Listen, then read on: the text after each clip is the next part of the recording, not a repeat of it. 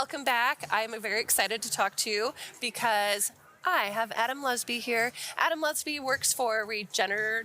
Regenovate. Oh my gosh.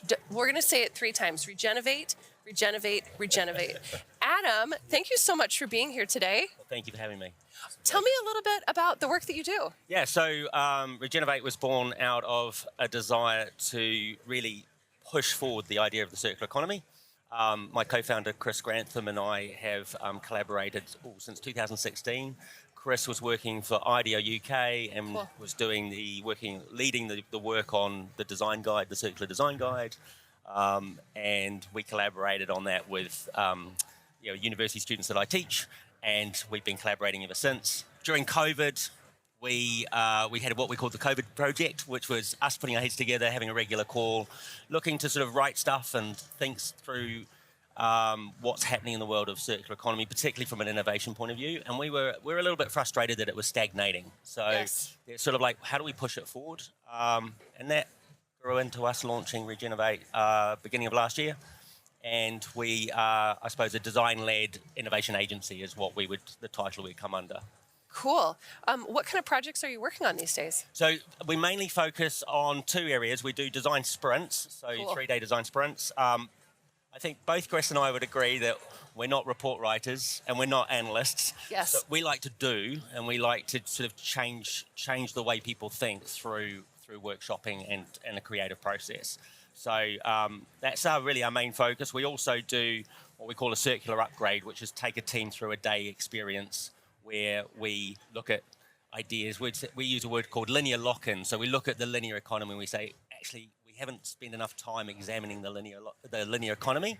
It's sort of shorthand, take, make, use, lose. Yes. And it seems, that's all simple, we can move on. But actually, it's got resiliency to it, it's got pathway dependence, and it's complex. So we really like to dive into the linear economy as it is and explore what those linear lock-ins are. And then we also use sort of nature immersion, and we call it sort of the thinking and the feeling part of the work, where we know that experience in the natural world will build empathy, it will build connection, it will create a view that is wider than ourselves. So we use that as a tool to sort of change our perspectives. And then we talk about how do we think about the economics of circular economy, because they, again, can be a little bit, there's still a lot of work in that area to be done.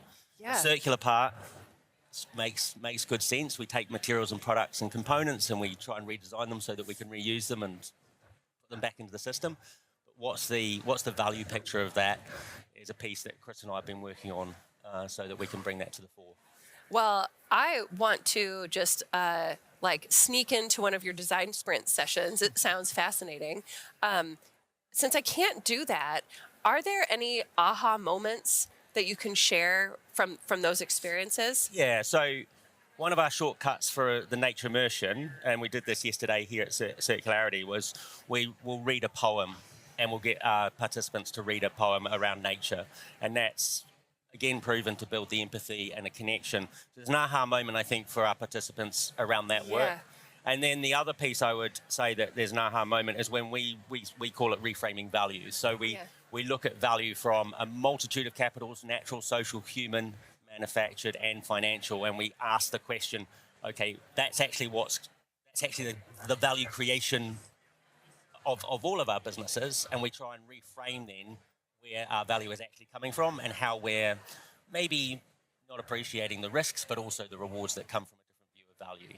Yeah, I like that so much. It's like instead of fighting against financials, fighting against capitalism, how do you work within those systems to still make the world that we're trying to build? Yes, definitely. Well, I have to say, this is a unique value proposition. Is there any your one line of advice to an organization that is looking to get into this work? I think the one line is we've got to work on ourselves and our organisations more. So one of the things we would like to see more of is more time put aside for colleagues to work on circular economy, because time is actually the thing that's stopping us rethinking. And so that's what I would encourage, is more time within an organisation thinking about this work. Well, you've heard it from Adam. Thank you.